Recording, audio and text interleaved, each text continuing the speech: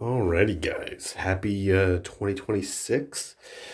Hopefully, it is a good year for you guys, and hopefully, you guys are spending it with family and having a good time and all of the good things. So, enjoy this time, and I'm glad that I could spend a little bit of time to be in your life. And thank you guys for an excellent year. I had a fantastic year, and I hope that we have a good year going forward as well.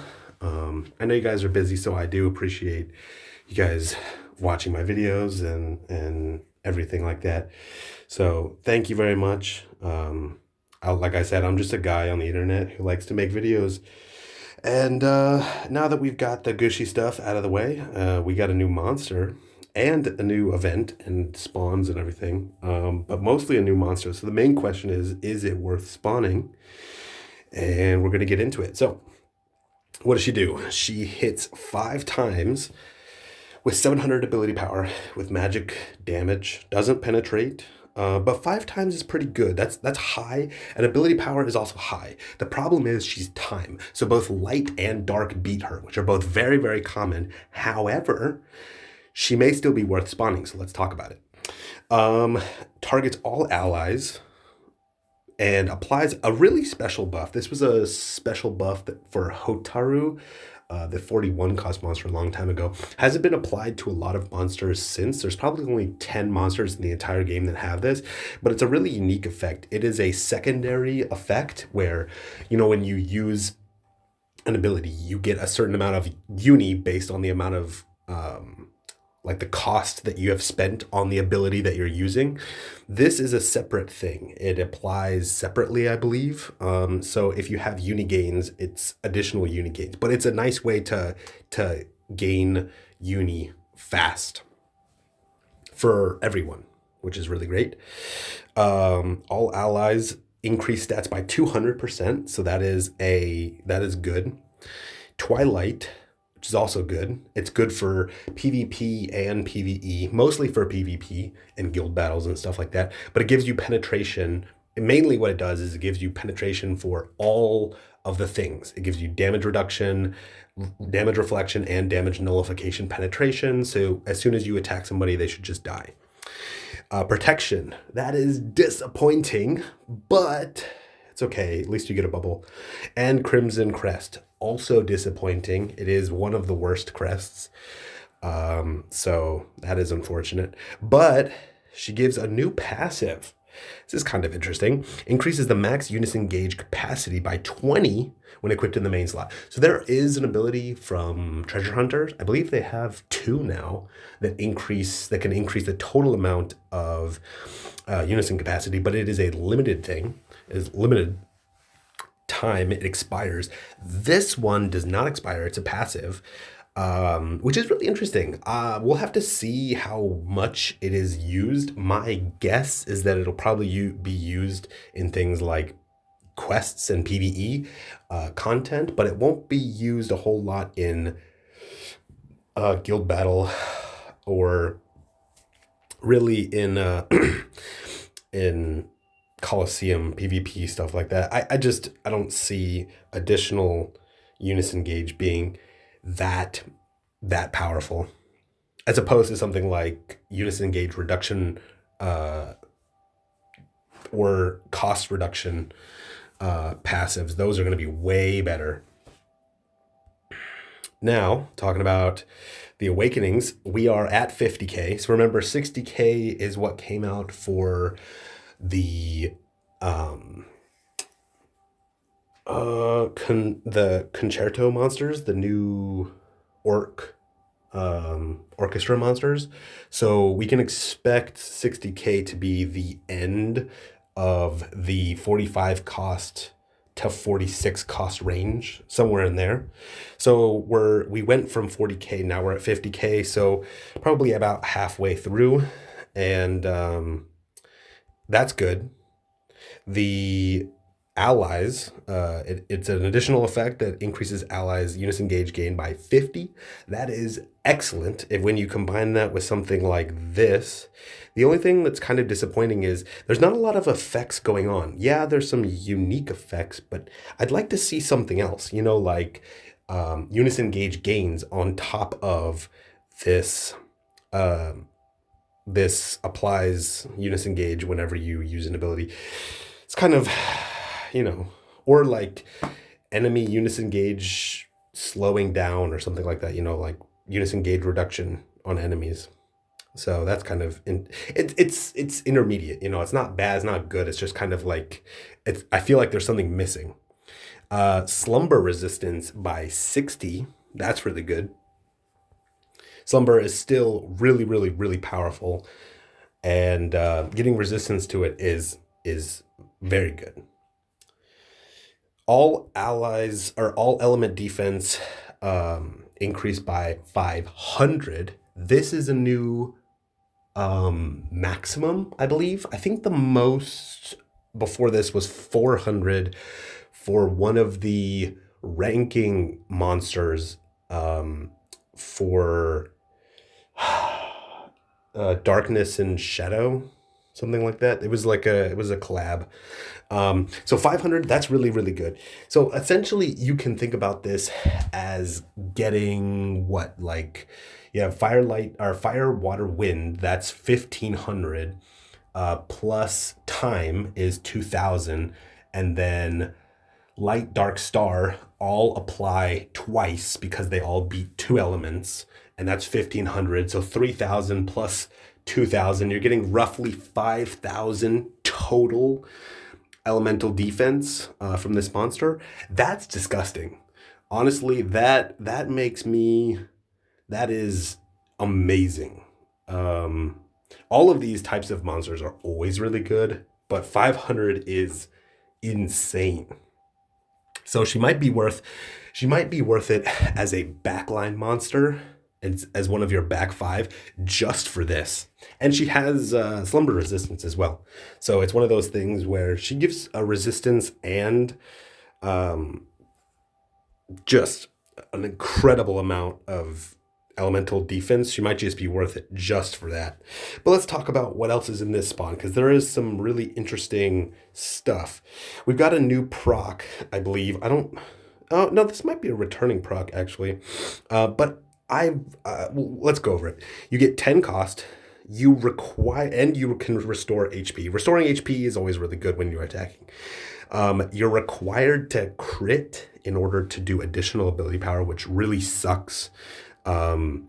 Having stuff like this is always unfortunate, because unless it's a new maximum, like if this was something like 9XL, then I'd be like, holy smokes, this is amazing, and even though you have to crit, it's like whatever, but because it's a new maximum. But because this isn't even a new maximum and there are requirements on top of it, it's just like a weak proc. It stacks to 3. It stacks on lances, which is really easy. And stacks on lances here as well, also pretty easy. Maximum of 3. The XL proc rate isn't bad. The 7XL isn't bad. The 10 cost does suck, because remember, now we want cost and uni. 10 cost already was bad. You really wanted 15 cost before, and so now this is like really bad, right? Because you're not getting enough cost to use most abilities, and you're not getting uni from this proc. So this is in my opinion, this is like a 6 out of 10 proc, this is at a 6 out of 10 weapon. The proc itself is probably like a 5 out of 10. But the reason why it's so, I give it a boost, is because these weapon abilities are really interesting. I'm going to go over these after I go over the defense gear, because they're all different, and I'm going to have to rank them individually, which really sucks, but it is what it is. So let's go over the defense gear before I do that. So this is new defense gear, I believe. XL, that's something like 20 XL Plus is like 27.5%. So reduces incoming damage by 27.5%. And then invulnerability once, reduction reduces ability power incoming by 3XL for both physical and magical, and then reduces damage if as long as it doesn't penetrate. It's like just normal damage reduction by XXL plus. That is amazing. Unfortunately, it does require a stack of 5, but it scales with the type, not the color or the element, which is really nice because it's easier to stack, especially for defense gear. It's way easier to stack based on type than it is to do it based on element. And then it procs most at an XL. Overall, this defense proc, in my opinion, is probably around the 8 out of 10 to 9 out of 10 range. It's really solid. It's really, really solid. The problem with this proc, I mean, for something like PvE, this is a 10 out of 10 proc because monsters don't really do a whole lot of damage. They either kill you or they don't. And as soon as you start reducing their ability power, they just don't do any damage. But for something like PvP or guild battles, damage reduction doesn't really save you in most cases. So that's why nullification gear is usually better, or you need some nullification gear. But I like this proc overall. I mean, this is a solid piece of gear. I mean, think about it like this: if you double proc this, you are reducing incoming damage by like 50% just right off the bat. You are nullifying 1 tick of damage and reducing ability power by 6XL. That's pretty damn good. That is pretty damn solid. So I'd say this is like 8 out of 10, 9 out of 10. The only reason I'm not ranking it a little bit higher is because I believe the orc gear was 5XL for ability power reduction, and ability power is king. If you can reduce or increase ability power when doing damage or trying to reduce damage, that is the most important thing. So this is a little bit on the low side. I'd like to see like a 4XL, 5XL, something like that, but it's not bad. This is still a really, really excellent proc. For most players, I think for most players, this is a top tier proc. I'm talking about like the elite. For an average player, this is unbelievable. But for the highest end, it's kind of, we'll have to see. So 5 boxes. You get 400, 700, and then the weapons, some weapons. It is 100 to 400, which is nice, so I factored that in. So, and the exchange is also not bad. It's 4,500 for a weapon, and then 11,000 for the monster. And you don't really want anything else in here. Now, if we go to the details, I wanted to go over these procs individually. It's kind of, you have to go in here and you have to check each one. I checked all of them. They are all Unison. So you're using Uni when you're using the new weapon abilities on these weapons. They have a 10-second cooldown and they cost 10 Uni, all of them. So I'm going to go over each of them individually, and then talk about the price and if it's worth it. So the sword one is 4 times scaling on both attack and defense at 100 ability power, which is on the lower side, but having a weapon proc, a weapon ability that gives 100 ability power and dual scales 4 times, it's not bad. It's not bad. All allies increases Unison gauge by 3. That's like meh. Overall, this one is probably, as far as damage weapon abilities. Now, pretty much all of these are going to be damage weapon abilities, but for something like quests, this is probably like a 9 out of 10 for weapon abilities. I'm comparing this to other weapon abilities, not like abilities as a whole. And abilities as a whole, this would be, like maybe 6 out of 10. I mean, it's not bad. It does pretty good damage, and four hits is good. Dual scaling is good. This one a little bit higher on the ability power, but this one reduces defense and magic defense by 30% for 20 seconds. Okay, as a weapon ability, this is top tier. This is like 10 out of 10 for a PvE weapon ability. Even for Crystal Assault, this is like top tier. And as far as like regular abilities goes, this is also really, really solid. Like 8 out of 10 solid. The ability power is low, but it does dual scale, hits 4 times. But the real kicker is this one. Being able to constantly reduce the defense, magic defense on the opponent is really, really good. And 30% is nothing to scoff at. If you scale that with like 1 or 2 mages, you can get that up to 80% as a constant effect on the enemy, which is really, really good. Okay, this one is disgusting. It hits for 130 ability power, hits 5 times, so we get more hits at scaling on magic attack and attack, and then another one at 250 ability power and dual scales as well, and then increases cost recovery speed by 5 per 10 seconds on all allies. Absolutely disgusting. This is also a 10 out of 10. Really, really solid for just honestly in general, it's a pretty solid ability, but for specifically archers, it's pretty darn good. I would say in general as well. Also around as far as all abilities for archers and stuff like that go, probably around an 8 out of 10, maybe a 9 out of 10. But yeah, that is solid. The evil sorcery, the one for the staff.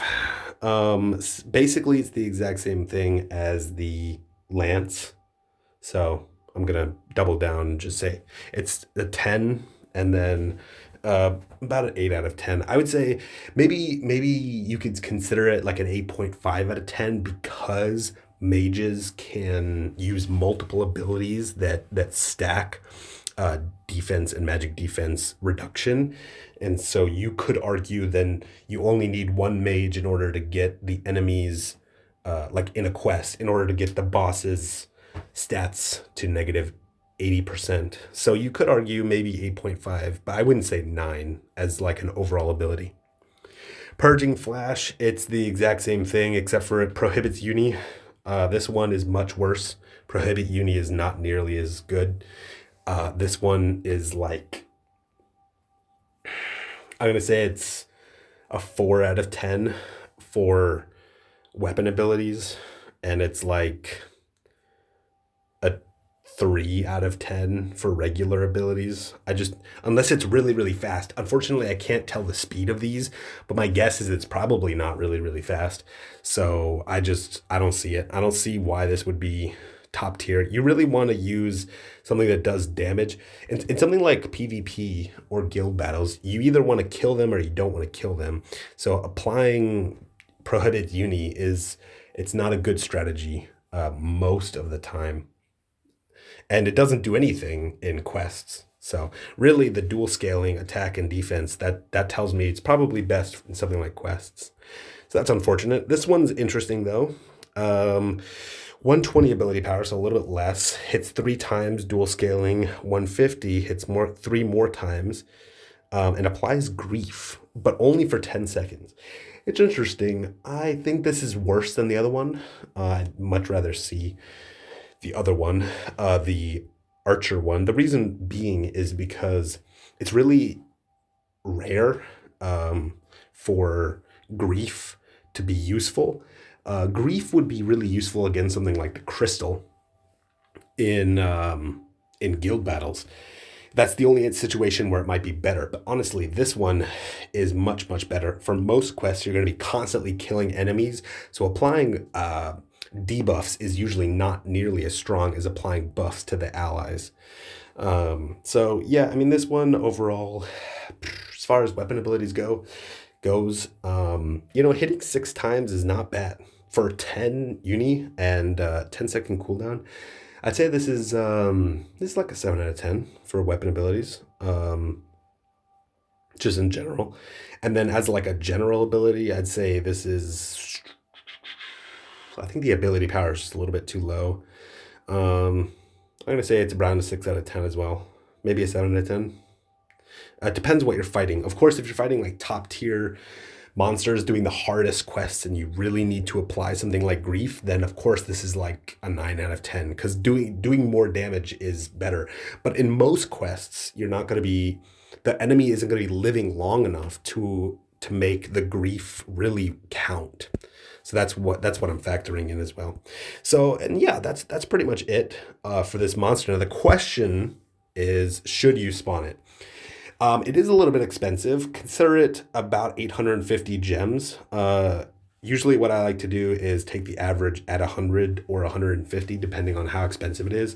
So, I'd say go into it with about 850 gems if you want the monster.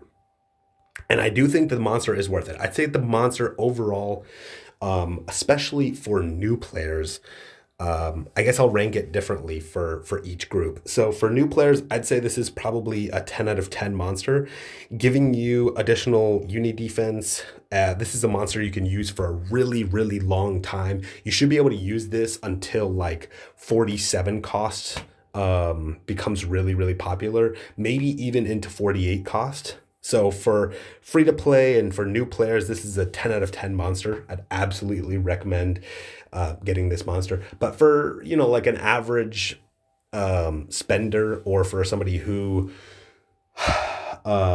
is more on the whaley side or has been playing for a really long time and has a larger monster pool, I'd say this monster isn't bad. Having a little bit of flexibility isn't bad. I'd say it's probably like a 6 out of 10, 7 out of 10. It's just missing some stuff. It's not bad for something like even for questing. It's not bad for just general questing. It's probably an 8 out of 10 monster. I mean, it applies some pretty solid buffs and gives your team uni. Usually when you have uni, you just win.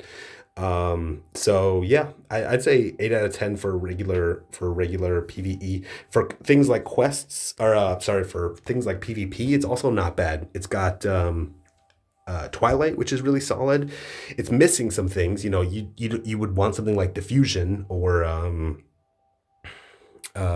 like some form of uni reduction on the enemy side.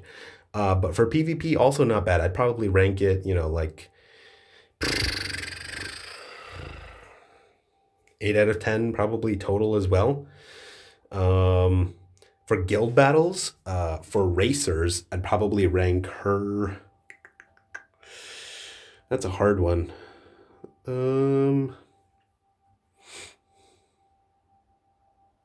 I'd probably rank her like a 7 out of 10.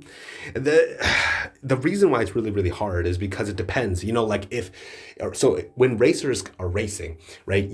This monster doesn't protect your field, and it doesn't deny the enemy field, and it also doesn't do anything to help clear your current field. So if your current field doesn't allow for Unison gauge, then this doesn't do anything. This 50 does nothing.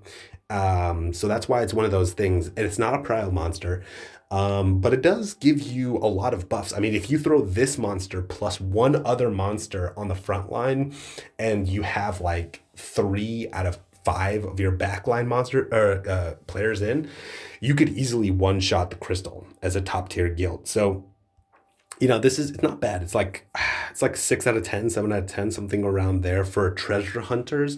For backline players in guild battle, though, this is like, you should have at least one of them. I think like 9 out of 10. The reason why is it's great for time like Dark Star throws, and also the uni defense is pretty damn solid as well. I mean, it's not a bad monster. It also does pretty good damage. I mean, hitting 5 times for 700. If this is one of the later throws and you apply a field like the Pandora field and this monster hits, I mean, this is gonna kill a lot of people. Um, so yeah, I mean, it's not a bad monster overall. I'm pretty satisfied with this monster. It doesn't do anything well. I mean, the bubble is bad. The crest is also not a good crest, but it does everything else well. I mean, it gives you 200%. It doesn't give you triple procs, but it would need to give you other stuff as well. Twilight's also not bad, but I like this passive. I think that it's important to have flexibility. And this is really, really good. This bumps it up by like 3 points just on its own. Having this much elemental defense is excellent. You get like 2 of these monsters and you're golden for at least 2 years probably against most elements. So yeah, I think that this monster is absolutely worth it for newer players, and I think that this monster is also good for older players. I mean, it has nice flexibility, and I don't see that you wouldn't be able to use this for quite a long time. Now the weapons as well, I've ranked them individually, but I think that they're also worth going for. And the defense gear isn't bad either. For new players, in my opinion, this is like overall probably 9 out of 10 or a 10 out of 10 spawn. I mean, it's as long as you have enough gems to get it done. This is a pretty solid, um, pretty solid spawn. So yeah. I mean, I'm satisfied with this one. Will I spawn it? I'm going to wait. I know that there's a new monster. So there's like, how there's this coconut event. There's a new monster that is relaxing in the sun, and I am going to wait for her. This is out for 2 weeks, so that's nice. But yeah, I'm gonna wait for the other monster, and I'm gonna do a review on her as well. But this is, it's good. I like it. I think most new players should spawn this, at least for the armors. If you're not gonna go for the monster, which I think the monster is absolutely worth going for. But the defense gear is not bad either, especially for new players. So yeah. All right. Happy New Year's again. Thank you guys so much for watching, and I will catch you guys later.